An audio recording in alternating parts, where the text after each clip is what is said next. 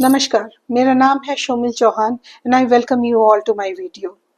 जिस भी लैंड पर कोई कंस्ट्रक्शन होना होता है, उस पे उसके आसपास के क्षेत्र में स्थित नदी, पेड़, पौधे, वृक्ष, तालाब, कोई कंस्ट्रक्शन या इवन लैंड की ढलान या स्लोप या ऊंचाई, इन सब का विचार कर लेना चाहिए, क्योंकि इन सब का उस वातावरण पर और उसके माध्यम से वहां पे रहने वाले लोगों की लाइफ में इसका प्रभाव पड़ता ही पड़ता है।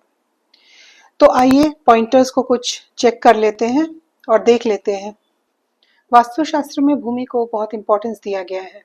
भूमि को जज करने के कई पॉइंटर्स, कई एनालिसिस एंड कैलकुलेशंस होते हैं।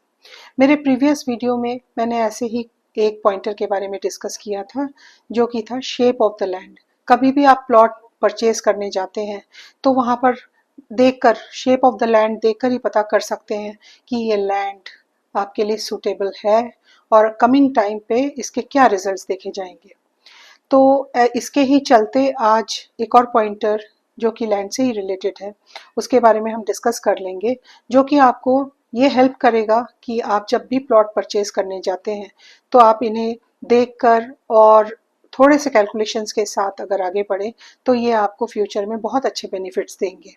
तो आइए देख लेते हैं और समझ लेते हैं इन पॉइंटर्स को इस डायग्राम के माध्यम से।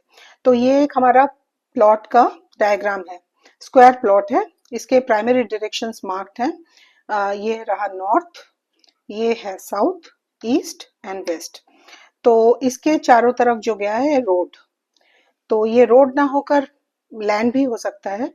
तो पॉइंट नंबर 1 ये होता है कि जो नॉर्थ साइड है प्लॉट का और ईस्ट है, नॉर्थ ईस्ट का लेवल जो है सड़क से रोड के कंपैरिजन में ये ऊंचाई पर होना चाहिए।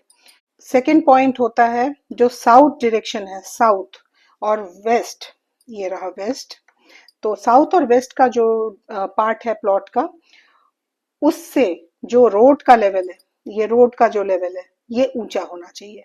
मतलब जस्ट अपोजिट है, जो नॉर्थ ईस्ट है वो ऊंचाई पर होना चाहिए और जो साउथ वेस्ट है वो नीचाई पर होना चाहिए as compare to the road और लैंड पार्ट। अब नंबर थर्ड पॉइंट ले लेते हैं। प्लॉट का साउथ और वेस्ट जो है, south and west part of the land, इसके चारों तरफ पहाड़ियां, ऊंची कंस्ट्रक्शन, पेड़, टीले, ये होना शुभ माना जाता है। नंबर फोर्थ पॉइंट पे आता है, नॉर्थ या ईस्ट की ओर कोई कंस्ट्रक्शन, पहाड़, टीले, पेड़ का होना अशुभ माना जाता है, just opposite to the previous one. Number fifth पे आएगा प्लॉट के ईस्ट या नॉर्थ, ईस्ट या नॉर्थ की और कोई अगर नदी, नहर, नाला हो तो शुभ होता है। उसका प्रवाह यदि साउथ टू नॉर्थ या वेस्ट टू ईस्ट से हो तो उत्तम होता है। सिक्स्थ पॉइंट, उसी के अपोजिट प्लॉट के साउथ में नदी, नहर, नाला, जलाशय या फिर तालाब आदि का होना अशुभ होता है।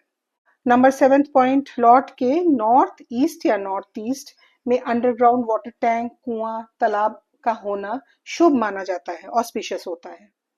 नेक्स्ट पॉइंट, एट्थ पॉइंट पे रहेगा, प्लॉट के साउथ डायरेक्शन में south east, south west, north west और सेंटर ऑफ द प्लॉट, इनमें इन डायरेक्शंस में कुआं खोदना या कुआं बनाना इनऑस्पिशियस या अशुभ माना गया है। नंबर 9, उस पे होगा अगर प्लॉट दो बड़े प्लॉट के बीच में हो या आसपास झुग्गी झोपड़ी हो तो अशुभ होता है। नंबर 10 पॉइंट होगा, प्लॉट के आसपास शमशान, कब्रिस्तान, मकबरा, समाधि का होना अशुभ माना जाता है। भीड़ भाड़ जहां पर होता है या फिर काफी शोर शराबा होता है, उसके आसपास रेसिडेंशियल बिल्डिंग का कंस्ट्रक्शन करना शुभ नहीं माना जाता है। घर के पास अगर मंदिर हो या उसकी छाया घर पर पड़ती हो तो ये इनऑस्पिशियस होता है। नेक्स्ट पॉइंट ले लेंगे, जिस प्लॉट के आसपास किसी दूसरे के घर का विसर्जित पानी आता हो वहां पर मकान कभी भी नहीं बनाना चाहिए। नेक्स्ट है, प्लॉट में अगर बिल या मधुमक्खी का छत्ता, कौवे या उल्लू के घोंसले ये सब हो तो उन्हें हटाकर वास्तु पूजन करवा कर ही मकान का कंस्ट्रक्शन करना चाहिए। जिस प्लॉट के आसपास का वातावरण देखने में अच्छा लगे और जिससे मन की संतुष्टि हो वह शुभ होता है। किसी गली का अंतिम मकान अशुभ होता है। लाइक अगर डेड एंड मकान जो होता है वो घर अशुभ होता है, वहां पे कंस्ट्रक्शन नहीं करना चाहिए क्योंकि ऐसे मकान कष्ट देने वाले होते हैं।